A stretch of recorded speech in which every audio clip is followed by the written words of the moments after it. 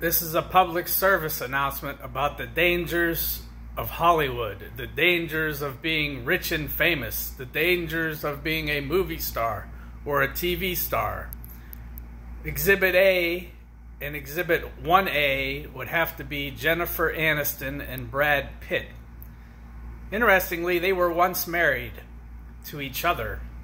But think about this. Jennifer Aniston, what does she have to show for her life? She has no prospect of having children now that she's into her 50s. She doesn't appear like she's the type that's going to adopt children.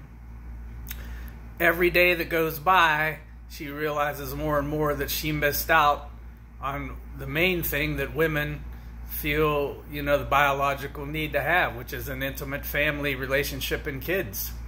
And she blew every opportunity to do that. And so it's a tragic situation. Now let's look at Brad Pitt.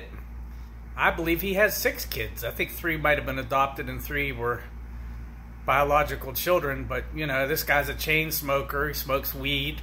He's a legit movie star, don't get me wrong. But he has no prospects at the moment of a long-term, meaningful relationship. Everything's a nightmare with him. Fighting with his ex-wife Angelina Jolie, and it's a tragic situation. We can venture on to Tom Cruise, who probably the biggest movie star there is. Who knows what his life is really like? And even though he's into the Scientology, he is at least a legit movie star, and you haven't seen a lot of people badmouth him as far as relationships go. I don't think. Well, maybe I could be wrong about that. But he's almost not even like a real person. He's such a big movie star. Whereas like Brad Pitt has some normalcy to him, and Jennifer Aniston has some normalcy to her. But I think Jennifer Aniston is in a real terrible spot going forward, where she's going to have to do these semi-sexy, partially nude type of covers every couple years for the next few years, to keep that imprint in people's minds that she's a sex symbol and something desirable. But the clock is going to tick away on her pretty fast. And another movie star, pretty big star who might be the most unhappy person in the world is Ben Affleck. He's constantly battling his demons and addictions. A chain smoker, coffee and donuts all the time. Never with a really legitimate smile on his face, never a true organic smile. And that will end badly with Jennifer Lopez.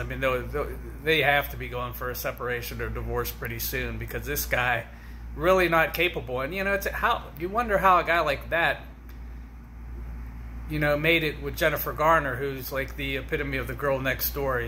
Jennifer Garner has mass appeal. But think about Jennifer Garner, a legit movie star, a legit huge star currently now, commercials and everything. But what's her life like? She's a single mother. I guess she's had a little bit of an on and off boyfriend there in Los Angeles. But there's another one. No real prospects of a long-term intimate relationship. So chase the Hollywood dream all you want, but even at the top of the mountain, it usually ends in tragic circumstances. And one movie star, I don't even know if he's a real movie star. People argue, what are you talking about? He's a real movie star. That a guy that has a normal life, somewhat of a normal life, is Matt Damon. But I always looked at him as an everyman type of guy. He really doesn't have the magical appeal of a true movie star like a Tom Cruise or Brad Pitt.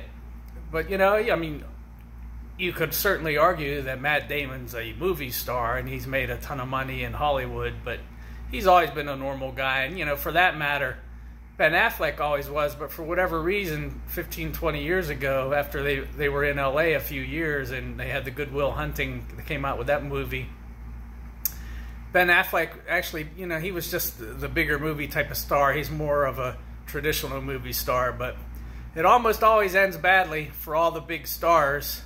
And that's the way it is for the Hollywood dream. Chase it at your own peril.